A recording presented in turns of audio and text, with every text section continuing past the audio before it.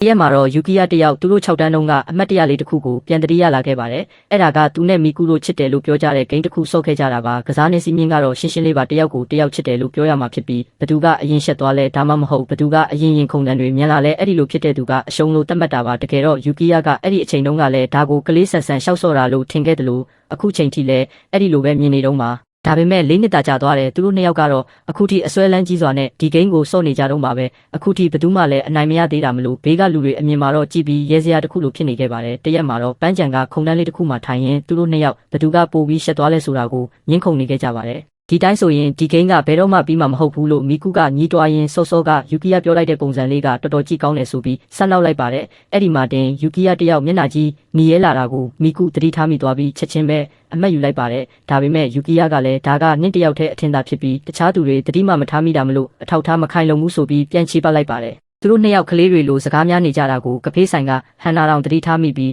းသူတို့ရဲ့ကစားနည်းလေးကနှစ်တွေကြာလာတာနဲ့အမျှနည်းနည်းတော့ပြောင်းလဲလာပြီလို့မြင်နေခဲ့ပါတယ်ဆိုင်ရှင်ဖြစ်တဲ့မာဆာတိုကလည်းအခုဆိုရင်သူတို့တွေစီမင်းပြောင်းလိုက်ပြီဖြစ်ကြောင်းရိုးရိုးလေးချစ်တယ်လို့ပြောရုံတင်မကပဲတစ်ဖက်လူရင်ခုန်သွားအောင်ဘာမဆိုလုပ်လို့ရနေပြီဖြစ်ကြောင်းဝင်ပြောပြလိုက်ပါတယ်အဲ့ဒီအပြောင်းလဲအတွက်ဟန်နာတယောက်စိတ်လှုပ်ရှားသွားခဲ့ရပါတယ်တကယ်တော့ဟန်နာနဲ့မာဆာတိုနှစ်ယောက်စလုံးကမီကူနဲ့ယူကီယာတို့ဟာတယောက်ကိုတယောက်တကယ်သဘောကျနေကြတာကိုသိထားကြလို့သူတို့နှစ်ယောက်ရဲ့ဆက်ဆံရေးဘယ်တော့မှအဆင့်တက်လာမလဲဆိုတာကိုပဲစိတ်ဝင်စားစောင့်ကြည့်နေခဲ့ကြတာပါအဲ့ဒီအချိန်မှာတင်မီကူကနာယီကိုကြည့်ပြီးပြန်ဖို့ပြင်ပါတော့တယ်ဒါပေမဲ့မပြန်ခင်လေးမှာပဲမနှက်ဖြန်ကြောင်းဖွင့်ပွဲခန်းထားကြရင်ယူကီယာနဲ့အတန်းတူပါစေလို့မျှော်လင့်ကြောင်းပြောသွားခဲ့ပါတယ်ယူကီယာကတော့သူ့ရဲ့တကယ်ခံစားချက်တွေကိုဖုံးကွယ်ထားဖို့အတွက်အတူတူဖြစ်မဖြစ်ဂယုမဆိုင်ပါဘူးဆိုပြီးဟန်ဆောင်ကပြောလိုက်ပါတယ်မီကူကတကားဝကိုရှောက်သွားရင်ဆိုင်ရှင်မာဆာတိုကိုလည်းမုတ်ကျွေးလို့ကျေးဇူးတင်တဲ့အကြောင်းနှုတ်ဆက်သွားခဲ့ပါတယ်မီကူထွက်သွားတော့မှပဲယူကီယာတယောက်တက်ပြင်းချရင်ကြံခဲ့ပါတော့တယ်သူစိတ်ရှုပ်ရတာကတော့မီကူကတခါတလေကလေးဆန်ဆန်လှုပ်တတ်ပေမဲ့ရုတ်တရက်ဆိုသလိုတိတ်ချစ်ဖို့ကောင်းပြီးရင့်ကျက်တဲ့ပုံစံမျိုးပြတတ်လို့ပါပဲအဲ့ဒီလိုဆွဲဆောင်မှုရှိလွန်းတာကပဲသူ့ကိုအယူမှုဖြစ်သွားစေခဲ့တာပ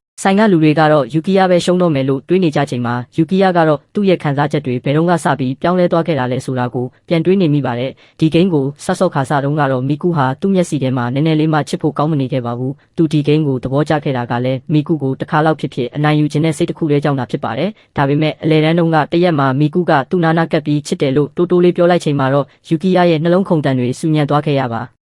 မီကူရဲ့တုတ်ပြန်မှုကိုရိပ်မိပြီးစောင့်နေခဲ့ပေမဲ့ယူကီယာကိုယ်တိုင်ကတော့တကယ်ကိုလန့်ဖြတ်သွားခဲ့တာပါအဲ့ဒါကမီကူရဲ့အတန်ကိုတိတ်ပြီးချုံမြိန်တယ်လို့ပထမဆုံးအကြိမ်ခံစားမိခဲ့တာဖြစ်ပြီးမီကူတယောက်သူ့အရှိမတင်မိန်းကလေးတယောက်အနေနဲ့အရွယ်ရောက်လာပြီဆိုတာသိလိုက်ရလို့စိတ်ထဲတစ်မျိုးကြီးဖြစ်သွားခဲ့ရပါတယ်နောက်ပြီးတရက်ကြောင်းပြန်လမ်းလျှောက်လာတော့ကလည်းမီကူကသူ့တောက်လက်စာအေးဘူးကိုကမ်းပေးခဲ့ပါတယ်အဲ့ဒါကတွဲဝိုက်ပြီးနမ်းလိုက်တယ်လို့ဖြစ်သွားတာမလို့ယူကီယာတယောက်ရှက်ကိုရှက်ကန်းနဲ့ပတ်ကိုကိုက်ပြီးအေးကိုအမြန်တောက်ချပစ်ခဲ့ရပါတယ်ယူကီယာကဒီဂိမ်းသာမရှိခဲ့ရင်သူတို့နှစ်ယောက်ကြားမှာဘာတွေများပြောင်းလဲသွားမလဲဆိုတာကိုလည်းတွေးနေမိပါတယ်။တနေ့ကျရင်မီကူကိုတခြားတစ်ယောက်စီဆုံးရှုံးသွားနိုင်တယ်ဆိုတာကိုလည်းသူသိထားပါတယ်။ဒါကြောင့်ဒီဂိမ်းလေးရှိနေလို့သာသူတို့နှစ်ယောက်အခုချိန်ထိအနီးကပ်ရှိနေနိုင်တာလို့လည်းယုံကြည်ထားပါတယ်။ယူကီယာတယောက်မျိုးသိထားရတဲ့သူ့ရဲ့ခံစားချက်တွေကြောင့်စိတ်ပြက်လက်ပြက်နဲ့ရေမုံမိမတက်တိုးတိတ်ညီးတွားနေတော့မှာပဲ။သူတေချာသိတာတခုကတော့မီကူတာသူ့ရဲ့တကယ်ခံစားချက်တွေကိုသိသွားရင်သူ့ကိုအသေးလဲလှောင်ပြောင်တော့မှာမလို့အဲ့ဒီလိုအဆက်ကွဲရမယ့်တန်ကိုသူဘလို့မှခံနိုင်မှာမဟုတ်ပါဘူးအဲ့ဒါကြောင့်ပဲဒီဂိမ်းမှာဘလို့နည်းနဲ့ဖြစ်အနိုင်ယူမယ်လို့တန်နေထန်ချလိုက်ပါတယ်မီကူကိုရင်ခုံအောင်လုပ်နိုင်စွမ်းတိုးလာစေဖို့အတွက်သူ့ကိုယ်သူအရင်ကထက်ပိုကြည့်ကောင်းလာအောင်ပြင်ဆင်ဖို့ဆုံးဖြတ်လိုက်ပါတော့တယ်အန်နာကသူ့ကိုရေးပေးရင်းနဲ့သူမညွန့်ပြပေးခဲ့တဲ့စပင်ညက်ဆိုင်အစ်မှာ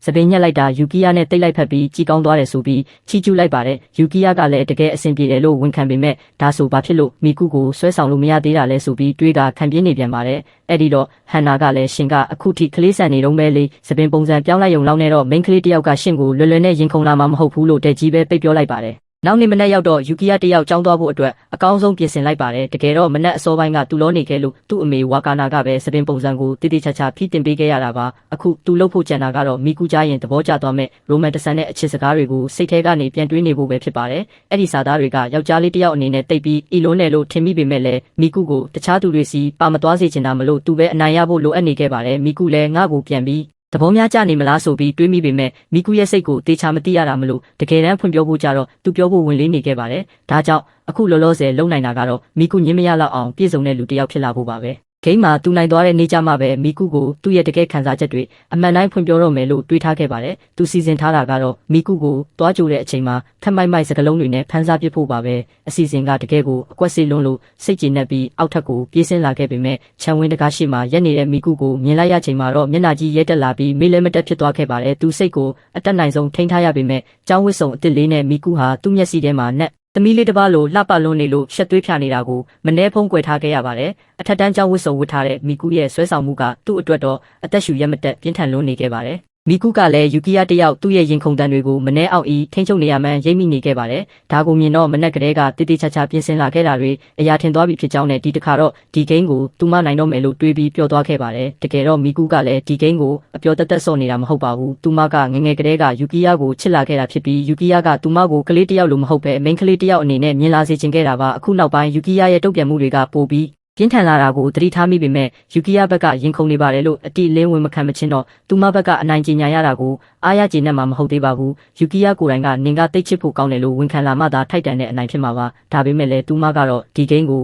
အမြဲတမ်းအစွမ်းကုန်စူးစမ်းပြီးကစားသွားဖို့ဆုံးဖြတ်ထားခဲ့ပါတယ်အဲ့ဒီအချိန်မှာပဲမီကူတယောက်အထက်တန်းကျောင်းဝတ်စုံနဲ့ကြည်ကောင်းနေတဲ့ယူကီယာကိုကြည့်ပြီးခဏတာငေးမောသွားမိပြန်ပါတယ်ယူကီယာတယောက်ဒီနေ့သပင်ပုံစံတိတိကျကျပြင်ဆင်လာခဲ့တာကိုလည်းသူမသိနေခဲ့ပါတယ်အရင်ကတည်းကသဘောကျခဲ့တာမှန်ပေမဲ့အခုလိုတနေ့တခြားပိုပြီးရင့်ကျက်လာတဲ့ယူကီယာကိုမြင်ရတော့သူမရဲ့ရင်ခုန်တန်တွေပိုပြီးမြန်လာခဲ့ပါတယ်ဒါပေမဲ့လည်းမနက်ကတည်းကယူကီယာကျောင်းဝတ်စုံဝတ်ထားမဲ့ပုံစံကိုစိတ်ကူးထဲမှာအကြိမ်ကြိမ်ပုံဖော်ကြည့်ပြီးအသားကျအောင်လေ့ကျင့်လာခဲ့တာမို့သူမကတော့ခက်တီတီမျက်နှာလေးနဲ့ပဲယူကီယာကိုယုံကြည်မှုရှိရှိဆက်ပြီးရင်ဆိုင်နိုင်ခဲ့ပါတယ်ယူကီယာကမီကူကိုသူ့ပေါ်အသာစီးမရသွားစေဖို့အတွက်မျက်နှာကြီးတင်းထားပြီးသူ့ရဲ့ရင်ခုန်တန်တွေကိုအသေးအတန်လိုက်ထိန်းနေခဲ့ရပါတယ်သူ့ဘက်ကနေအသာစီးရဖို့အတွက်ယူကီယာကယုံကြည်ချက်အပြည့်ရှိတဲ့ပုံစံဟန်ဆောင်ပြီးမီကူကိုနန်ရန်စီရုတ်တရက်ပိတ်ဆို့လိုက်ပါတယ်ပြီးတော့နေငါကိုခိုးကြည့်နေတာမဟုတ်လားဆိုပြီးစမ်းသပ်ဖို့ကြိုးစားလိုက်ပါတယ်တကယ်တော့သူတို့နှစ်ယောက်စလုံးကကိုယ့်ရဲ့ပြင်းထန်နေတဲ့ရင်ခုန်တန်တွေကိုထိန်းချုပ်ဖို့ပဲအာရုံများနေကြလို့အခုလက်ရှိသူတို့နှစ်ယောက်ရဲ့မျက်နှာတွေဘလောက်တောင်နေရဲနေကြပြီလဲဆိုတာသတိမထားမိခဲ့ကြပါဘူးအဲ့ဒီအချိန်မှာမီကူကယူကီယာရဲ့အင်ဂျီရင်ဘက်ကျဲတီအပေါ်နှလုံးပြုတ်နေတာကိုသတိထားမိသွားပါတယ်သူမကယူကီယာတယောက်ဒီနေ့ဂိမ်းမှာအပိုင်နိုင်ဖို့ကြံစီလာတာပဲလို့တွေးမိခဲ့ပေမဲ့သူ့ရဲ့မျက်နှာအမူအရာကိုတိတိကျကျအကဲခတ်ကြည့်လိုက်တဲ့အခါမှာတော့သူတကယ်စိတ်လှုပ်ရှားနေမှန်းရိပ်မိသွားခဲ့ပါတယ်ဒီတော့မှပဲမီကူတယောက်စိတ်သက်သာရသွားခဲ့ပါတယ်ဘာလို့လဲဆိုတော့ယူကီယာကခက်တီတီဟန်ဆောင်ရတာကိုပိုပြီးကျွမ်းကျင်နေလို့ပါပဲမီကူကအခွင့်အရေးကိုလက်မလွတ်ပဲယူကီယာရဲ့နှက်တိုင်ကိုရုတ်တရက်လှမ်းပြင်ပေးရင်းနဲ့သူ့ကိုပြန်စားနောက်လိုက်ပါတော့တယ်အဲ့ဒီလိုယူကီယာခမကြောင့်အန်းဖြစ်သွားခဲ့ရပြီးစိတ်ကိုပြန်လဲစူးစီးဖို့အတွက်မနှဲလို့ယူလိုက်ရပါတယ်မီကူကလည်းယူကီယာတယောက်တုံးလုံးသွားတာကိုကြည့်ပြီးထက်ဆနောက်ခဲ့တာမို့ယူကီယာဟာဘာမှမဖြစ်တယ်လို့ဟန်ဆောင်ဖို့အသေးအတန်စူးစမ်းနေခဲ့ရပါတယ်သူကမီကူရဲ့အထီးတွေလောက်ကတော့ငါ့ကိုနည်းနည်းလေးမှတုံးလုံးအောင်မလုပ်နိုင်ပါဘူးလို့တက်တည်ပြချင်တာနဲ့မီကူရဲ့လက်ကိုဆက်ကနဲ့ပြန်ကင်လိုက်ပါတယ်ဒါပေမဲ့အဲ့ဒီလိုရုတ်တရက်ထိတွေ့မိသွားတာကသူတို့နှစ်ယောက်စလုံးကိုကြက်သီးတွေတဖြန်းဖြန်းထသွားစေခဲ့ပါတယ်ယူကီယာကသူ့အမူအရာပြတ်သွားတာကိုဖုံးကွယ်ဖို့အတွက်နင်ကအော်လိုက်လို့ငါလန့်သွားတာပါလို့အကြောင်းပြခဲ့ပေမဲ့မီကူကလည်းနင်ကရုတ်တရက်ကြီးငါလက်ကိုလာကင်လို့ဆိုပြီးပြန်ပြောခဲ့ပါတယ်ယူကီယာမီကူရဲ့မျက်နှာကိုတေချာကြည့်လိုက်တော့မီကူတယောက်ရှက်ကိုရှက်ကန်ဖြစ်နေတာကိုတွေ့လိုက်ရပါတယ်ဒါကမီကူသူ့ရှေ့မှာပထမဆုံးအကြိမ်ရှက်သွေးဖြာပြီးပြရခတ်သွားတာကိုမြင်ဘူးချင်းပါပဲဒါပေမဲ့မီကူဟာချက်ချင်းပဲစိတ်ကိုပြန်ထိန်ပြီးယူကီယာလက်ကိုအုပ်ကင်ကပြန်လွတ်လိုက်ရင်ယူကီယာတိတ်ရိုးသားတာပဲငါအထီးတွေးကိုတော့မခံနိုင်ဘူးဆိုပြီးထက်ဆနောက်လိုက်ပါတယ်အဲ့ဒီတော့ယူကီယာကမခံချင်စိတ်နဲ့နှစ်မှာမိန်းကလေးဆန်တဲ့အကွက်တကွက်မှမရှိပါဘူးအခုထိကလေးတိုင်းပဲအထက်တန်းကျောင်းသူနဲ့တောင်မတူဘူးလို့ခနဲ့လိုက်ပါတယ်ဒီစကားကမီကူကိုတကယ်ပဲစိတ်ကောက်သွားစေခဲ့ပါတယ်ဒါပေမဲ့ခဏနေတော့သူမစိတ်ကူးဆန်းတစ်ခုရသွားခဲ့ပါတယ်သူမကိုသူမအထက်တန်းကျောင်းသူကြီးတယောက်လိုပို့ပြီးရင့်ကျက်တဲ့ပုံစံပေါက်စေချင်တာမို့စကတ်ကိုအပေါ်နည်းနည်းပင့်တင်လိုက်ပါတယ်ယူကီယာကမီကူရဲ့ခြေထောက်တွေပို့ပေါ်လာတာကိုမြင်မြင်ချင်းပဲထိတ်လန့်သွားပြီးမီကူတရားမျှတစွာနဲ့မကစားတော့ဘူးလို့ခံစားလိုက်ရပါတယ်မီကူကတော့စကတ်တိုလေးနဲ့မို့ယူကီယာအနေနဲ့သူမကိုအနီးကပ်တေချာကြည့်ရတော့မှဖြစ်ပြီးသူ့ရဲ့ယောက်ျားမှန်ဟန်ဆောင်ထားတာတွေကမကြခင်ပျက်စီးတော့မယ်ဆိုတာကိုယုံကြည်ချက်ရှိရှိကြုံရနေခဲ့ပါတယ်ဒါပေမဲ့ယူကီယာကတော့စိတ်ကိုအေးထားပြီးတဲ့နောက်မှာသူ့ရဲ့ပုံမှန်စိုးရိမ်စိတ်ကိုတကယ်ပဲထုတ်ပြောလိုက်ပါတယ်သူကမီကူကိုစကတ်ရှိရှိနဲ့ပုံမှန်အတိုင်းပြန်ချဝတ်ပါတခြားယောက်ျားလေးတွေကနင့်ကိုမဟုတ်တာတွေရှောက်ကြည့်နေလိမ့်မယ်လို့ခက်တီတီနဲ့သတိပေးလိုက်ပါတယ်မီကူကနင်ငါကိုအဲ့ဒီလိုမျက်လုံးမျိုးနဲ့ကြည့်နေလို့တွေးနေတာပါလို့ပြန်ပြောခဲ့ပေမဲ့လည်းယူကီယာရဲ့သတိပေးစကားကြောင့်စကတ်ကိုပုံမှန်ရှေ့တိုင်းပြန်ဆွဲချလိုက်ပါတယ်ပြီးတော့သူမကအခုလိုစိုးရိမ်ပေးတာကနင်ရှုံးသွားပြီဆိုတဲ့သဘောလားငါရဲ့စကတ်တူတာကိုကြည့်ပြီးနင်သားရင်မခုန်ခဲ့ရင်အခုလိုပူပန်နေမှာမဟုတ်ဘူးလေဆိုပြီးလူလေကြကမေးလိုက်ပြန်ပါတယ်ယူကီယာကဘာမှမခံစားရပါဘူးလို့ချက်ချင်းညှင်းဆိုလိုက်ပေမဲ့တခြားကောင်တွေမီကူကိုဝိုင်းကြည့်မှကိုတော့သူတကယ်စိုးရိမ်နေခဲ့တာပါမီကူကတော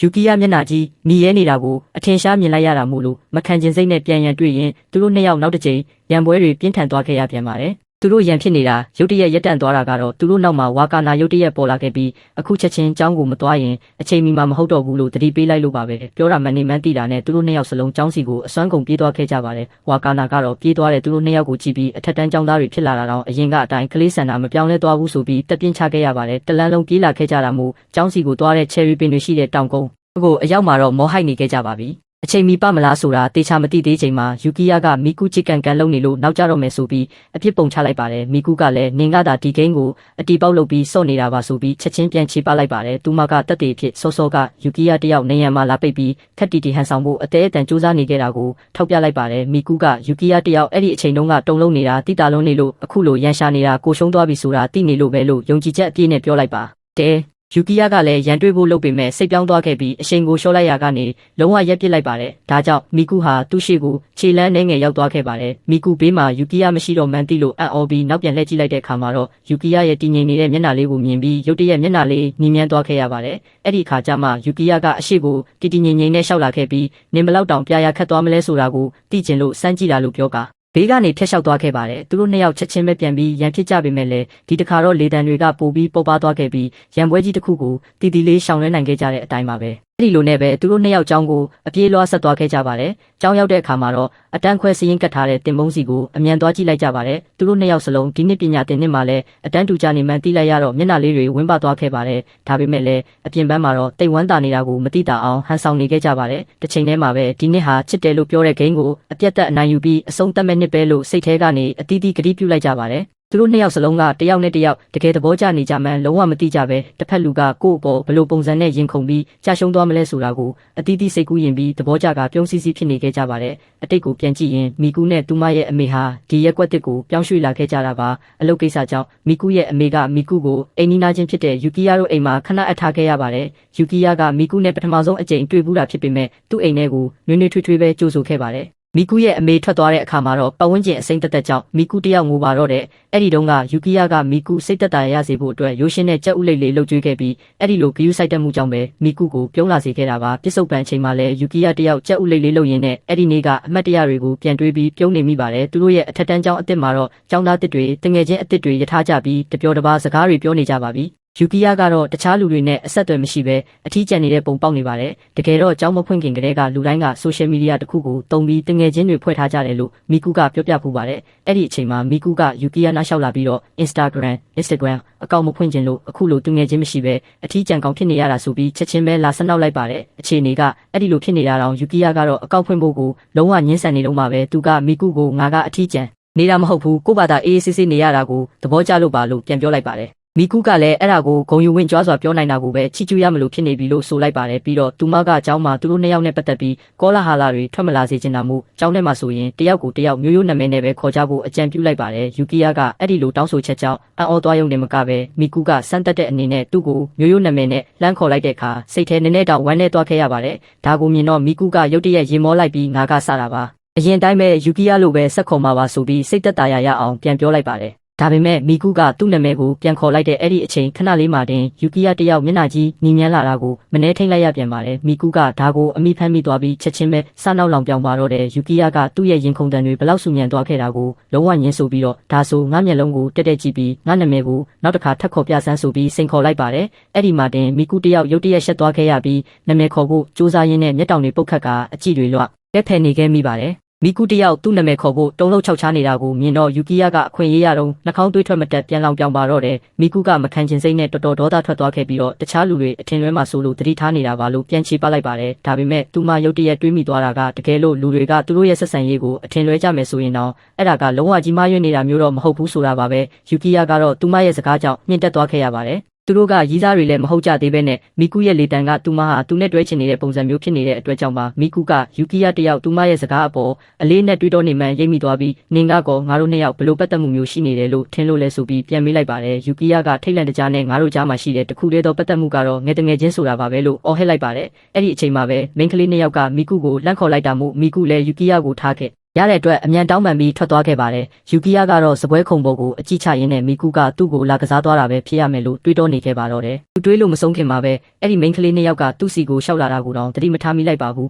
မီကူကအဲ့ဒီမိန်းကလေးတွေကိုယူကီယာဟာသူမရဲ့ငယ်တငယ်ချင်းဖြစ်တဲ့အကြောင်းမိတ်ဆက်ပေးလိုက်ပါတယ်အဲ့ဒီမိန်းကလေးနှစ်ယောက်ရဲ့နာမည်ကတော့အာကာနီနဲ့မာရီကာတို့ဖြစ်ပါတယ်ယူကီယာကတော့မိန်းကလေးတွေနဲ့စကားသိပ်မပြောဘူးတာမို့နှုတ်ဆက်ဖို့တော့မနှဲလို့ယူနေခဲ့ရတာကိုမီကူကဘေးကနေဝင်ပြီးဖော်ကောင်လုပ်ပေးလိုက်ပါတယ်မိန်းကလေးတွေကတော့ယူကီယာရဲ့ရုပ်ရည်ကလူကြိုက်များမဲ့ပုံစံမျိုးမို့အဲ့ဒီစကားကိုကြားပြီးအံ့ဩသွားခဲ့ကြပါတယ် အာကာနေကယူကီယာရဲ့မျိုးရိုးနာမည်ကရှားပါတာပဲလို့ပြောတဲ့အခါမှာတော့ရှင်ဆန်ဂူမီစစ်ဝစ်ဆုံရဲ့အယောင်သွေးပုံစံကိုရည်ညွှန်းတာဖြစ်တဲ့အကြောင်းရှင်းပြလိုက်ရပါတယ်ရှင်းပြပြီးမှယူကီယာမျက်နှာကြီးဖြူလျှော့သွားခဲ့ရပါတယ်ဘာလို့လဲဆိုတော့သူပြောလိုက်တဲ့ပုံစံကအိုတာကူတယောက်ပုံစံပေါက်သွားလို့ပါပဲဒါပေမဲ့သူတို့နဲ့စကားလက်ဆောင်ဆက်ပြောနိုင်ဖို့အတွက်သူ့ရဲ့ယုံကြည်မှုကိုချက်ချင်းပြန်လဲဆူဆီးလိုက်ပါတယ်မင်းကလေးတွေကသူအန်နီမေကြိုက်လားလို့ချက်ချင်းမေးလိုက်ကြပါတယ်သူကမကြသေးခင်က K-OS ဇလန်းကိုစောင့်ကြည့်နေတာဖြစ်ကြောင်းပြောလိုက်တဲ့အခါမှာတော့အာကာနေကလည်းအဲ့ဒီအန်နီမေကိုကြည့်နေတာဖြစ်တဲ့အကြောင်းစိတ်လှုပ်ရှားစွာနဲ့အသေးစိတ်လာပြောပြလိုက်ပါတယ်ယူကီကလည်းအဲ့ဒီဇလန်းကိုချက်ချင်းသိသွားခဲ့ပြီးခေါင်းဆောင်မင်းသားရဲ့အတန်ကိုသဘောကျတဲ့အကြောင်းပြောလိုက်တဲ့အချိန်မှာတင်အာကာနေနဲ့မာရီကာတို့နှစ်ယောက်စလုံးယူကီနဲ့အားရပါရစကားဝိုင်းဖွဲ့ခဲ့ကြပါတော့တယ်ဒီကူကယူကီတယောက်တခြားမိန်းကလေးတွေနဲ့အခုလိုတက်တောင့်တက်တာစကားပြောနိုင်လိမ့်မယ်လို့တခါမှမမျှော်လင့်ထားခဲ့တာမို့ကြောင်ကြည့်နေမိပါတယ်အဲ့ဒီနောက်အာကာနေကယူကီကိုနာမည်ရင်းနဲ့ခေါ်လို့ရမလားလို့မေးလိုက်ပါတယ်မီကူကအဲ့ဒီတောင်းဆိုချက်ကြောင့်စိတ်ထဲတစ်မျိုးကြီးဖြစ်သွားရပေမဲ့ယူကီညင်းပယ်လိုက်တဲ့အခါကျမှပဲချက်ချင်းစိတ်သက်သာရသွားခဲ့ပါတယ်သူမရဲ့တောင်းဆိုချက်ညင်းပယ်ခံရပေမဲ့လည်းအာကာနေကတော့ဆက်ပြီးပြုံးနေစေဖြစ်တယ်လို့သူတို့ကြားကရင်းနှီးတဲ့အငွေ့တက်ကလည်းပျောက်ကွယ်မသွားခဲ့ပါဘူးတစ်ဖက်မှာလည်းမီကူဟာယူကီတယောက်တခြားလူတွေနဲ့စကားပြောရင်းပြုံးနေတဲ့ပုံစံလေးကိုမေးမောပြီးသဘောကျနေမိပါတယ်ခဏနေတော့အာကာနေနဲ့မာရီကလည်းနှုတ်ဆက်ပြီးထွက်သွားခဲ့ကြပါတယ်ယူကီတယောက်တပြင်းရှည်ချပြီးစိတ်အေးသွားရပေမဲ့မီကူစီကနေလူတက်ငွေလိုမဲမောင်နေတဲ့အရှိန်ဝါတွေထွက်နေတာကိုသတိထားမိလိုက်ပါတယ်ယူကီကမီကူရဲ့မျက်နှာပေးကြောင့်လန့်သွားခဲ့ပြီးမီကူကလည်းယူကီတယောက်သူမရဲ့ဘလို့မူရာကိုမြင်သွားလဲဆိုတာမသေးချာတာမို့မျက်နှာကိုအမြန်ဖုံးကွယ်ဖို့ကြိုးစားလိုက်ပါတယ်ယူကီကမီကူကိုတေးသေးချာချာစိုက်ကြည့်ပြီးတဲ့နောက်မှာတော့မီကူတဝင်းတိုးနေတာဖြစ်ရမယ်လို့ရိပ်မိသွားခဲ့ပါတယ်ဒါကြောင့်တိကျင်စိမ့်နဲ့ယူကီကမီကူရဲ့လက်မောင်းကိုအသာလေးလှမ်းလို့လိုက်ပါတယ်အဲ့ဒီမှာတင်မီကူစီကနေထူးဆန်းတဲ့အတန်ကြီးဖြုံးကနေထွက်သွားခဲ့ပြီးလမ်းဖြတ်ကအနောက်ကိုခုန်ဆုတ်သွားခဲ့ပါတယ်သူတို့နှစ်ယောက်စလုံးတယောက်ကိုတယောက်မယုံနိုင်တယ်လို့ကြည့်နေကြဆဲပါပဲတခန်းလုံးကလူတွေကလည်းသူတို့စီကိုဝိုင်းကြည့်လိုက်ကြပါတယ်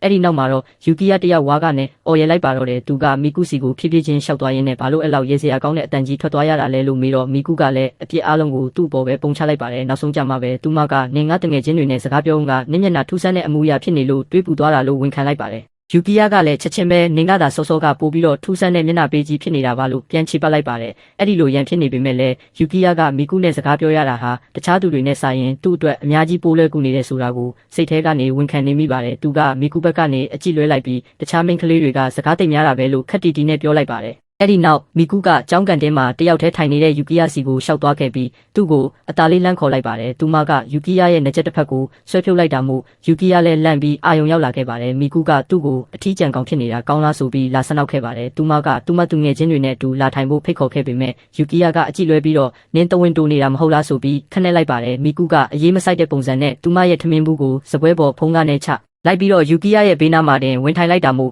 ယူကီတယောက်လန့်သွားခဲ့ရပါတယ်မီကူကသူမတူငယ်ချင်းတွေကိုယူကီနဲ့အတူတူထမင်းစားမှာဖြစ်တဲ့အကြောင်းပြောပြခဲ့ပြီးလို့ဆိုလိုက်ပါတယ်အဲ့ဒီအချိန်မှာယောက်ျားလေးတစုကမီကူရဲ့အာယုံကိုဆွဲဆောင်ဖို့စူးစမ်းလာခဲ့ကြပါတယ်အဲ့ဒီအုပ်စုရဲ့အလဲမှာရက်နေတဲ့ယာတိုဆိုတဲ့ကောင်ကသူဟာအတန်းထဲမှာနာမည်ကြီးတဲ့ကောင်ဖြစ်တဲ့အကြောင်းကြွားလိုက်ပါတယ်ဒါပေမဲ့သူကယူကီနာမည်ကိုတော့အလွယ်တကူခေါ်လိုက်ပါတယ်ယာတိုကမီကူရဲ့မျက်နှာချင်းဆိုင်ဘေးကုံမှာဝင်ထိုင်လိုက်ပြီးတော့မီကူကိုချက်ချင်းပဲစကားပြောခဲ့ပါတယ်ယူကီကတော့မီကူဟာအမြဲတမ်းတခြားမိန်းကလေးတွေဝိုင်းနေတတ်တာမို့ယာတိုအနေနဲ့မီကူနဲ့စကားပြောခွင့်ရဖို့ဆိုတာတော်တော်ကိုခဲယဉ်းလိမ့်မယ်လို့တွေးနေခဲ့ပါတယ်ယူကီကမီကူတယောက်ရာတို့ကြောင့်စိတ်အနှောက်အယှက်ဖြစ်နေမလားလို့စိုးရိမ်ပြီးလှမ်းကြည့်လိုက်တဲ့အခါမှာတော့မီကူဟာသူမဘာမှမဖြစ်တဲ့အကြောင်းအားလုံးโอเคတဲ့အကြောင်းအမူအရာလေးနဲ့သူ့ကိုအချက်ပြပြီးစိတ်အေးစေခဲ့ပါတယ်မီကူကရာတိုနဲ့ဆက်ပြီးစကားပြောနေတဲ့အချိန်မှာပဲယူကီကတော့သူမရဲ့ဘေးနားမှာအေးအေးဆေးဆေးထိုင်နေရတာကိုပဲသဘောကျနေခဲ့ပါတယ်အဲ့ဒီနောက်ညနေပိုင်းအိမ်ကိုရောက်တဲ့အခါမှာတော့ယူကီတယောက်နောက်နေ့အတွက်နေ့လယ်စာထမင်းမှုကိုကိုယ်တိုင်ပြင်ဆင်နေခဲ့ပါတယ်သူကဝါကာနာကိုနေ့လယ်စာဖို့ချွေတာနေတာလို့အကြောင်းပြပေမဲ့တကယ်တော့မီကူနဲ့အတူနေ့လယ်စာစားဖို့အခွင့်အရေးပိုရခြင်းလို့ပဲဖြစ်ပါတယ်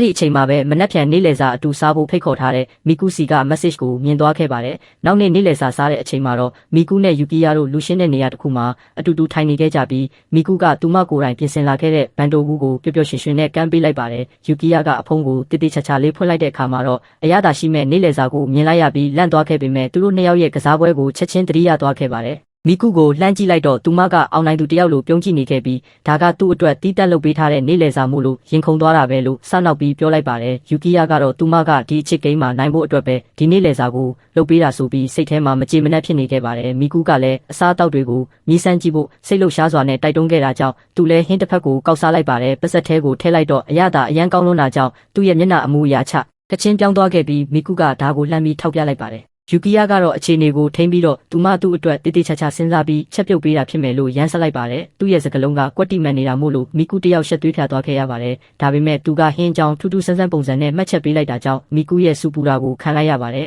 အဲ့ဒီနောက်မီကူကယူကီယာလည်းကိုပိုင်နေလေစားဘူးယူလာတာကိုသတိထားမိသွားပြီးသူ့ရဲ့လက်ရကိုမြည်ဆန်းကြည့်ကျင်တယ်လို့ပြောလာခဲ့ပါတယ်ယူကီယာကတော့သူ့လက်ရတိတ်မကောင်းတာကြောင့်စိတ်ထဲမှာလိတ်ပြမလုံးတလို့ဖြစ်သွားခဲ့ပါတယ်မီကူကဘူးဖုံးကိုဖွင့်လိုက်တဲ့အခါမှာတော့မျက်လုံးလေးတွေဝင်းပသွားခဲ့ပြီးကြက်ဥလိတ်ကိုအရင်ဆုံးမြည်ဆန်းကြည့်လိုက်ပါတယ်အန်အောစရာကောင်းတာကတော့မီကူကအဲ့ဒီဟင်းကိုတကယ်ပဲသဘောကျသွားခဲ့ပြီးဒါကသူမကိုအတိတ်ကိုပြန်လဲခေါ်သွားတယ်လို့ပဲလို့ပြောလိုက်ပါတယ်ယူကီယာကသူမဘာကိုဆိုလိုတာလဲလို့တွေးနေရင်နဲ့သူတို့စတွေ့တုန်းကအခုလိုပုံစံကြက်ဥလိတ်မျိုးလုပ်ပေးခဲ့တာကိုတတိယသွားခဲ့ပါတယ်သူလုပ်ပေးခဲ့တဲ့အုံးလက်အောင်လက်ကြက်ဥကြော်ကိုသူမကအခုထိမှတ်မိနေသေးလို့စိတ်လှုပ်ရှားသွားခဲ့ရပါတယ်မီကူကလည်းသူပြရင်းရီအထီးကျန်တဲ့အခါတိုင်းနေ့လည်စာအတူတူစားနိုင်တယ်လို့ညင်သာစွာနဲ့ပြောပြလိုက်ပါတယ်နောက်ဆုံးတော့သူတို့နှစ်ယောက်ရံပွဲရက်ကနေ့လည်စာအတူတူစားဖို့သဘောတူလိုက်ကြပြီးဒီအစီအစဉ်အပေါ်သူတို့ဘလောက်အထိပျော်ရွှင်နေကြလဲဆိုတာကိုဖုံးကွယ်ဖို့စူးစမ်းနေခဲ့ကြပါတယ်ယူကီယာကတော့သူ့ရဲ့ချက်ပြုတ်မှုစွမ်းရည်ကိုမြင့်တင်ဖို့အတွက်စိတ်ထဲကနေတိတ်တဆိတ်တနိဋ္ဌာန်ချလိုက်ပါတယ်အိမ်မှာတော့ဝါကာနာကအလွတ်တဘောအစားတောက်ဝေဖန်သူဖြစ်လာခဲ့ပါတယ်ကျောင်းမှာတော့မီကူကသူမရဲ့တငယ်ချင်းတွေနဲ့နေ့လည်စာစားပြီးလက်ဖက်ရည်သွားတောက်ဖို့အကြောင်းပြောနေခဲ့ကြပါတယ်မိန်းကလေးတွေ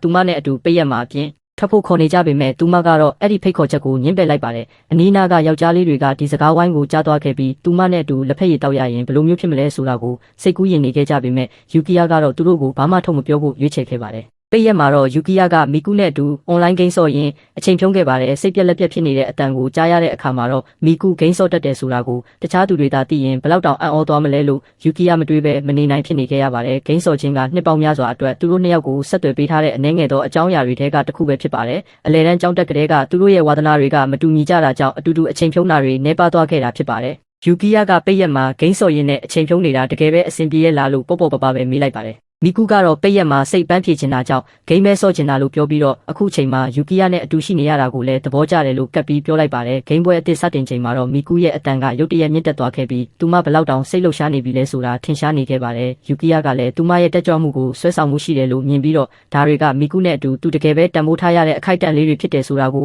တိတ်တဆိတ်သဘောပေါက်သွားခဲ့ပါတယ်ဂိမ်းပြီးသွားတဲ့နောက်ခစ်တနာဖို့ဆုံးဖြတ်လိုက်ကြပါတယ်အဲ့ဒီလိုနားနေချိန်မှာမီကူတစ်ခုခုကိုတောက်နေတဲ့အတန်ကိုယူကီယာကြားလိုက်ရပါတယ်သူမကတော့ဖြော်ရည်တစ်မျိုးတောက်နေတာလို့ပေါ့ပေါ့ပပပဲပြန်ဖြေလိုက်ပါတယ်ယူကီယာကအဲ့ဒါကိုချက်ချင်းရှာကြည့်လိုက်တဲ့အခါမှာတော့အဲ့ဒီဖြော်ရည်ကကလေးတွေအတွက်အဓိကထုတ်လုပ်ထားတာဖြစ်တဲ့အကြောင်းသိသွားခဲ့ရပါတယ်မီကူကအခုလိုကလေးဆန်တဲ့ဖြော်ရည်ကိုကြိုက်နေတတ်တာကိုယူကီယာကဆွဲဆောင်မှုရှိတယ်လို့မြင်မိပြီးသူမတောက်နေတဲ့ပုံစံကိုစိတ်ကူးရင်နေမိပါတယ်ဒီနောက်ရုတ်တရက်အတွေးတစ်ခုဝင်လာခဲ့ပြီးတော့ဒီလိုချစ်စရာကောင်းတဲ့ပုံစံကိုသူတယောက်တည်းပဲမြင်ကျင်တာမို့လို့တခြားလူတွေရှေ့မှာအဲ့ဒါကိုမတောက်ဖို့သူမကိုချက်ချင်းပဲအကြံပြုလိုက်ပါတော့တယ်ဒီကူကဖြော်ရည်တောက်နေတာကိုရက်လိုက်တာကြောင့်သူမရှက်နေပြီးဒါမှမဟုတ်ရင်ခုန်နေပြီလို့ယူကီယာကထင်လိုက်ပါတယ်သူကဂိမ်းနိုင်သွားပြီလားဆိုတာကိုစစ်ဆေးဖို့အတွက်ကင်မရာကိုဖွင့်ဖို့သူမကိုတိုက်တွန်းလိုက်ပါတယ်မီကူကသူမရေချိုးပြီးခါစားပဲရှိသေးတယ်လို့ကြပြကြရနဲ့ညှင်းဆန်လိုက်တာကြောင့်အဲ့ဒီစကားကယူကီယာရဲ့ခေါင်းထဲမှာကွက်ကွက်ကွင်းကွင်းပုံပေါ်သွားစေပါတယ်သူကအဲ့ဒီလိုကိစ္စတွေကိုစိတ်ဝင်စားလို့မဟုတ်ပါဘူးလို့ချက်ချင်းညှင်းဆိုလိုက်ပြီးသူမရှက်နေသလားဆိုတာကိုပဲအတီးပြုကျင်တာလို့စင်ကြေပေးလိုက်ပါတယ်သူမကိုပို့ပြီးဖိအားပေးဖို့အတွက်ကင်မရာမဖွင့်ဘူးဆိုရင်သူပဲနိုင်မယ်လို့ရဲရဲဝံ့ဝံ့ကြေညာလိုက်ပါတယ်မီကူကလည်းအလန့်တကြားနဲ့ပဲဖုန်းကိုကောက်ကင်လိုက်ပြီးဗီဒီယိုခေါ်လိုက်ပါတယ်ကင်မရာမျက်နှာပြင်ပေါ်မှာသူမရဲ့ဆူရွှဲနေတဲ့သပင်းတွေကိုမြင်လိုက်ရတဲ့အခိုက်အတန့်မှာပဲသူမဘလောက်တောင်အားစိုက်စရာမလိုပဲလှပနေလဲဆိုတာကိုမြင်လိုက်ရလို့ယူကီယာတယောက်မြင့်တက်သွားခဲ့ရပါတယ်အဲ့ဒီနောက်သူမကသူတို့ငငယ်တုန်းကကင်ခဲ့တဲ့ရင်းနှီးနေတဲ့ဝက်ဝံရုပ်လေးကိုဖတ်ထားတာကိုသတိပြုမိသွားခဲ့ပြီးဂဒင်ခင်းကလည်းအရင်အတိုင်းပဲဖြစ်နေတာကိုတွေးလိုက်ရပါတယ်တစ်ဖက်မှာလည်းမီကူဟာပိတ်ရက်မှာယူကီယာကိုမြင်ရတာကံကောင်းတယ်လို့ခံစားနေခဲ့ရပါတယ်။သူ့စံပင်ကရှုပ်ပွားနေပြီးမျက်မှန်တက်ထားတာကိုမြင်ရတာမို့စိတ်ထဲကနေချစ်စရာကောင်းတယ်လို့ထင်နေခဲ့မိပါတယ်။ဒါပေမဲ့သူမရဲ့စိတ်လှုပ်ရှားမှုတွေကိုဖုံးကွယ်ဖို့အတွက်နေရန်ပြရခတ်နေပုံရတယ်လို့စနောက်လိုက်ပါတယ်။ငါစပင်တွေကလှနေလို့နေမှာပါလို့သူမကယုံကြည်ချက်ရှိရှိနဲ့ပြောလိုက်ပေမဲ့ယူကီယာကတော့နင့်ပုံစံကတရေကားတွေကစက်ကောင်ကောင်းနဲ့တူတယ်လို့ပြန်လောင်ပြောင်းလိုက်ပါတယ်။မကြခင်မှာပဲမီကူဟာသူတို့ရဲ့အချစကိန်းကိုပိုပြီးပြင်းထန်စေဖို့အတွက်နောက်ပိုင်းဂိမ်းဆော့ရင်ကင်မရာပါဖွင့်ပြီးဆော့ကြဖို့အကြံပြုလိုက်ပါတယ်။နောက်ထပ်ရက်အနည်းငယ်အတွင်းမှာတော့သူတို့နှစ်ယောက်စလုံးဘယ်လိုကင်မရာတောင်းကနေကြည့်ရင်အကြည့်ကောင်းဆုံးဖြစ်မလဲဆိုတာကိုစဉ်းစားရင်းစိတ်ဖိစီးနေခဲ့ကြပါတယ်။အလဲတန်းကျောင်းရဲ့နောက်ဆုံးနေ့မှာတော့ယူကီယာဟာဒီကျောင်းနဲ့ပတ်သက်ပြီးဘာမှထူးထူးခြားခြားမခံစားခဲ့ရပါဘူး။တစ်ဖက်မှာလည်းမီကူကတငယ်ချင်းတွေဝိုင်းဝိုင်းလည်နေခဲ့ပါတယ်။ယူကီယာကတော့မီကူဟာကျောင်းမှာအလှဆုံးနဲ့လူကြိုက်အများဆုံးမိန်းကလေးဖြစ်ပြီးသူကတော့နောက်ကနေတဖြည်းဖြည်းပျောက်ကွယ်သွားတယ်လို့ခံစားနေခဲ့ရပါတယ်။လူတိုင်းကတယောက်နဲ့တယောက်ရဲ့ကျောင်းမှတ်တမ်းစာအုပ်ထဲမှာမှတ်တမ်းတွေရေးကြဖို့အချိန်ရောက်တဲ့အခါမှာတော့ယူကီယာကဘာမှမသိချင်အောင်ဆောင်ပြီးလစ်လျူရှုပြလိုက်ပါတယ်။ သူအိမ်ပြန်လန်းအတိုင်းလမ်းလျှောက်လာတဲ့အချိန်မှာပဲမီကူဟာသူ့ရဲ့နာမည်ကိုအကျယ်ကြီးအော်ခေါ်ပြီးနောက်ကနေအပြေးလိုက်လာခဲ့ပါတယ်။ဒါကသူတို့ရဲ့အလဲတန်းကြောင်းနောက်ဆုံးနေ့ဖြစ်တာကိုသူကဘာမှဂရုမစိုက်တယ်လို့ဖြစ်နေတာကြောင့်မီကူကချက်ချင်းပဲစိတ်ဆိုးမှန်ဆိုးနဲ့စူပူပါတော့တယ်။သူမကအလဲတန်းကြောင်းသူဘဝရဲ့နောက်ဆုံးအိမ်ပြန်လန်းကိုယူကီယာနဲ့အတူလမ်းလျှောက်ချင်ခဲ့တာလို့ဝန်ခံလိုက်ပါတယ်။အဲ့ဒီစကားကြောင့်သူ့ရဲ့နှလုံးသားလှုပ်ရှားသွားခဲ့ပေမဲ့သူကတော့ဝန်မခံခဲ့ပါဘူး။အဲ့ဒီနောက်မီကူကယူကီယာရဲ့ကြောင်းမှတက်တန်းစာအုပ်ကိုလှမ်းယူပြီးအထဲမှာတစ်ခုခုကိုချက်ချင်းရေးပေးလိုက်ပါတယ်။ယူကီယာကသူမစာရေးထားတဲ့စာမျက်နှာကိုလှမ်းကြည့်လိုက်တဲ့အခါမှာတော့စာကြောင်းတော်များများရေးမှတ်ထားခဲ့တာကိုတွေ့လိုက်ရပြီးအများစုကသူ့ကိုစနောက်လောင်ပြောင်းထားတာမို့သူအနှဲငယ်စိတ်နှောက်ယှက်ဖြစ်သွားခဲ့ရပါတယ်။မီကူကသူမကိုသူမတငယ်ချင်းကောင်းတစ်ယောက်ဖြစ်သွားတဲ့အကြောင်းချီးမွမ်းထားခဲ့ပြီးယူကီယာကတော့စာမျက်နှာလေးကိုတန်တန်ရှင်းရှင်းထားခဲ့ခြင်းလို့ပါဆိုပြီးညှိတွားနေခဲ့ပါတယ်။သူ့ကိုအပြေးလွှားလိုက်လာတာကဘာအတိတ်ပဲမှမရှိဘူးဆိုပြီးမီကူကိုစူပူဖို့လုပ်ပေမဲ့သူမကဒီလိုမျိုးလုပ်တတ်တဲ့အချင်းရှိမှန်တတိယသွားခဲ့ပါတယ်။အချိန်တိုလေးအတွင်းမှာဒီလောက်အများကြီးရေးနိုင်ခဲ့တာကိုလည်းသူတကယ်ပဲအထင်ကြီးသွားခဲ့မိပါတယ်။သူကဘာကောင်မှမဟုတ်တဲ့လူတစ်ယောက်ဆိုတာသိထားခဲ့လို့မီကူကသူ့ကိုအချိန်ပေးပြီးအဖော်လုပ်ပေးနေသေးတာကိုပဲကျေးဇူးတင်နေခဲ့မိပါတယ်။အဲ့ဒီနောက်မှာတော့မီကူကကြောင်းစင်းပွဲအတွက်ကိတ်မုတ်တလုံးအလကားရနိုင်ခြင်းရှိတာမို့သူတို့သွားနေကြကဖေးဆိုင်ကိုသွားဖို့ပျော်ပျော်ရွှင်ရွှင်နဲ့ဖိတ်ခေါ်လိုက်ပါတယ်။သူကလည်းသူမအတွက်ပြောင်းလဲပြစ်မယ်လို့စိတ်ထဲကနေတနိဋ္ဌာန်ချရင်းသဘောတူလိုက်ပါတယ်။အခုတော့သူတို့နှစ်ယောက်စလုံးအထက်တန်းကျောင်းကိုရောက်ရှိလို့နေခဲ့ပါပြီ။တခုတော့ညနေခင်းမှာတော့မီကူက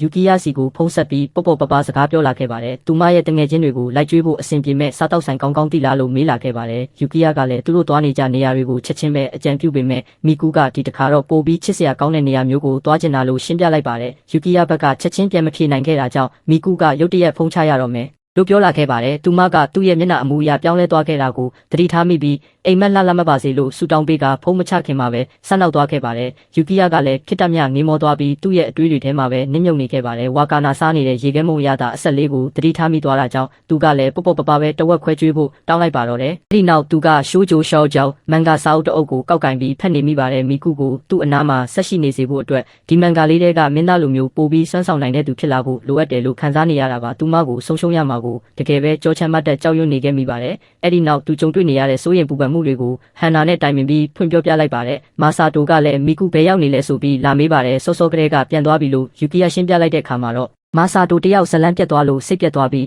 းအလုဆက်မလုပ်ချင်တော့ပဲဆိုင်ပိတ်လိုက်ဖို့ဟန်နာကိုပြောလိုက်ပါတယ်။ဒါပေမဲ့ဟန်နာကတော့အလုရှင်ပြန်အောင်လုပ်ပြီးပတ်စံရှာရအောင်မယ်ဆိုပြီးညှင်းဆန်လိုက်ပါတယ်။အဲ့ဒီနောက်ယူကီယာကမိန်းကလေးတယောက်ကိုပျော်ရွှင်အောင်လုပ်ပေးဖို့ယောက်ျားလေးတယောက်အနေနဲ့ဘာတွေလုပ်ပေးရမလဲဆိုတာကိုဟန်နာကိုမေးလိုက်ပါတယ်။သူမကဘာမှစဉ်းစားမနေဘဲနဲ့ပတ်စံလိုချက်ချင်းပြန်ဖြေလိုက်ပါတယ်။ပတ်စံကသူမကိုပျော်ရွှင်စေနိုင်တဲ့ရုပ်ဝတ္ထုပစ္စည်းတော်တော်များများကိုဝယ်ပေးနိုင်လို့ပါဆိုပြီးရှင်းပြလိုက်ပါတယ်။ယူကီယာကတော့သူမရဲ့အဖြေကိုတော်တော်လေးအေးဆက်လွန်းတယ်လို့မြင်မိလိုက်ပါတယ်။ဟန်နာကဆက်ပြီးပတ်စံနှဲငယ်ပဲရှိရင်ယောက်ျားလေးတယောက်ကအတင်းတင်းလောက်ရှိတဲ့ပစ္စည်းကဒီကိုပဲဝယ်နိုင်မှဖြစ်ပြီးပတ်စံအများကြီးရှိရင်တော့တကယ်ကိုအထင်ကြီးစရာကောင်းတဲ့အရာတစ်ခုကိုဝယ်ပေးနိုင်ဖို့အခွင့်အရေးပိုရှိလိမ့်မယ်လို့ရှင်းပြလိုက်ပါတယ်။တစ်ဖက်လူရဲ့မျှော်မှန်းချက်တွေကိုကြော်လွန်အောင်လုပ်နိုင်စွမ်းရှိခြင်းကလည်းအဲ့ဒီပစ္စည်းကိုရရှိဖို့အတွက်အဲ့ဒီလူဘလောက်တောင်စူးစမ်းအထောက်ခဲ့ရလဲဆိုတာကိုပြသရရောက်ပါတယ်။ယူကီယာနားလည်သွားအောင်လို့သူမကအရင်တုန်းကပုံမှန်ထက်ပိုပြီးစူးစမ်းအထောက်ကဝယ်ခဲ့ရမှုတဲ့အရာတစ်ခုကိုစဉ်းစားကြည့်ဖို့တောင်းဆိုလိုက်ပါတယ်။ယူကီယာကသူ့ရဲ့ကွန်ပျူတာအတွက်တိတိကျကျစုံစမ်းပြီးပတ်စံစုခဲ့ရတဲ့အချိန်ကိုပြန်တတိယသွားပါတယ်။ဟန်နာကကိုယ့်အတွက်အရေးကြီးတဲ့လူတစ်ယောက်ကိုလက်ဆောင်ဝယ်ပေးတဲ့အခါမှာလည်းဒီလိုအတွက်ဘေးခုံမျိုးပဲအကျုံးဝင်တယ်လို့ရှင်းပြလိုက်ပါတယ်။တာမန်အရာတစ်ခုနဲ့ပဲကျင်းနဲ့မနေပဲစဉ်းစားတွေးခေါ်မှုပါတဲ့အရာတစ်ခုကိုဝယ်ပေးဖို့ယူကီယာအနေနဲ့ပို့ပြီးစူးစမ်းအထောက်မယ်ဆိုရင်တော့အဲ့ဒီလူကပို့ပြီးတော့တန်ဖိုးထားလိမ့်မယ်လို့သူမကပြောလိုက်ပါတယ်။အဲ့ဒီနောက်ဟန်နာကသူမရဲ့ပညာသားပါရှင်းပြချက်ကြောင့်ယူကီယာတယောက်သူမကိုစိတ်ဝင်စားသွားပြီးထင်တယ်ဆိုပြီးဆက်နောက်လိုက်ပါတယ်။သူမကတချမ်းသာလာမဲ့နေကြရင်ထပ်ပြီးတော့စူးစမ်းကြည့်ဖို့ပြောပေမဲ့ယူကီယာကတော့ဟန်နာလိုလူမျိုးအတွက်ဒီလိုမျိုးစူးစမ်းအထောက်မှုလုံးဝလုံးမှာမဟုတ်ဘူးလို့ပြက်ပြက်တသားညှင်းဆိုလိုက်ပါတယ်။ဒါပေမဲ့သူမရဲ့အကြံဉာဏ်ကိုတော့တန်ဖိုးထားခဲ့ပါတယ်။သူမရဲ့ရှင်းပြချက်ကိုပြန်တွေးကြည့်ရင်သူဟာသူ့ရဲ့အထက်တန်းကျောင်းဝင်ခွင့်အတွက်တော်တော်လေးစူးစမ်းပြင်ဆင်ခဲ့ပြီးပြီမို့လို့မီကူအတွက်ငွေ300တာကပြဿနာမဟုတ်ဘူးဆိုတာကိုသဘောပေါက်သွားခဲ့ပါတယ်။ညနေဘက်မီကူရဲ့အိမ်မှာသူမတယောက်တည်းညစာပြင်ဆင်ဖို့အလုပ်ရှုပ်နေချိန်မှာသူမရဲ့အမေကရုတ်တရက်ဖုန်းဆက်လာပြီးညစာစားဖို့အိမ်ပြန်လာမှာမဟုတ်တဲ့အကြောင်းပြောလိုက်ပါတယ်။ဖုန်းချပြီးတာနဲ့တပြိုင်နက်ယူကီယာစီကနေဖုန်းဝင်လာခဲ့ပါတယ်။ယူကီယာကမီကူကိုသူမသူငယ်ချင်းတွေနဲ့နေ့လည်စာစားဖို့အတွက်နေရာရွေးပြီးပြီလားလို့မေးလိုက်ပါတယ်။မီကူကတော့အကြံပြုချက်တွေရအောင်လို့ဆိုရှယ်မီဒီယာမှာရှာကြည့်ဖို့စီစဉ်ထားတယ်လို့ဝန်ခံလိုက်ပါတယ်။ယူကီယာကတပ်ပုံရိုက်လို့အဆင်ပြေမဲ့နေရာမျိုးကိုပဲဂရုစိုက်တတ်တဲ့နာမီတယောက်ပဲလို့သူမကိုခနဲ့လိုက်ပါတယ်။ဒါကြောင့်သူကနေရာကောင်းတစ်ခုအကြောင်းသူမကိုပြောပြပြီးတော့တနင်္ဂနွေနေ့မှာသူနဲ့တူသွားဖို့ဖိတ်ခေါ်လိုက်ပါတယ်။ဘာတွေဖြစ်ပျက်သွားခဲ့လဲဆိုတာကို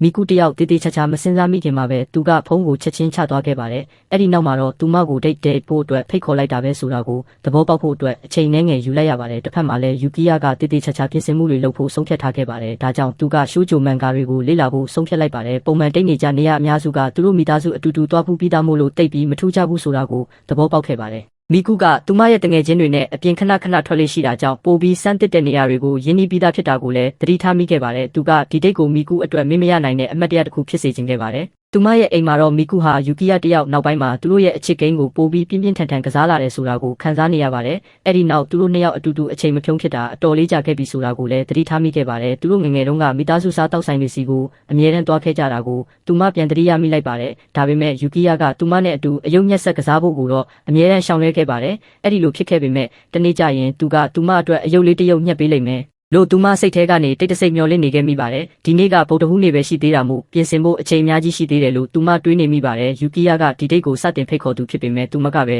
အသာစီးရလိမ့်မယ်လို့ယုံကြည်နေခဲ့ပါတယ်ဒီလိုနဲ့နောက်ဆုံးမှာတော့တနင်္ဂနွေနေ့ကိုရောက်ရှိလာခဲ့ပြီးယူကီယာဘာဖြစ်လို့ဘူတာယုံမှာစုံဖို့ပြောရလဲဆိုတာကိုမိကူတယောက်စဉ်းစားဝေခွဲမရဖြစ်နေခဲ့ပါတယ်မီနီစကတ်မင်းစကတ်ဝတ်ထားတဲ့သူမကိုစောင့်ဆိုင်နေတဲ့ယူကီယာကိုလှမ်းမြင်လိုက်ရပါတယ်သူမချက်ချင်းပဲရှက်သွေးဖြာသွားခဲ့ပေမဲ့မျက်နှာအမူအရာကိုချက်ချင်းပြန်ထိန်ပြီးတော့သူ့ကိုနှုတ်ဆက်လိုက်ပါတော့တယ်